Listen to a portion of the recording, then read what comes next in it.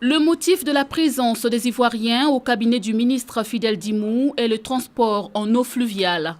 David Fofana, directeur général de la Société de transport lagunaire d'Abidjan, est venu exposer son désir de mettre à profit l'expérience abidjanaise, notamment sur le fleuve Congo.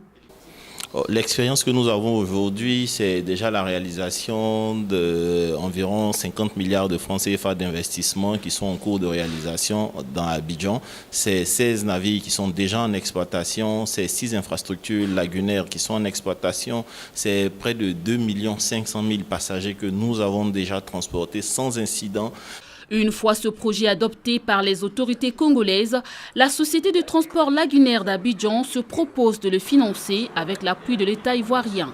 C'est un partenariat privé-public. Donc le financement, ce ne sera pas l'ambassade de Côte d'Ivoire, mais ce sera la Côte d'Ivoire à travers la STL.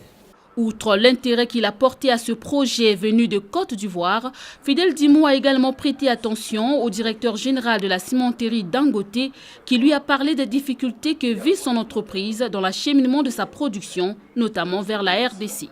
Il y a encore quelques barrières et coûts ne sont pas très favorables pour l'export et pour obtenir un bon prix au marché extérieur. Et ces barrières sont entre autres le coût des taxes exigées au port de Brazzaville. Nous avions sollicité l'appui du ministère qu'on ait un abattement au niveau du prix de la manutention au port autonome de Brazzaville. Les problèmes ainsi posés, Fidel Dimou, gérant des transports congolais, promet apporter sa pierre à l'édifice pour l'essor de l'économie du pays.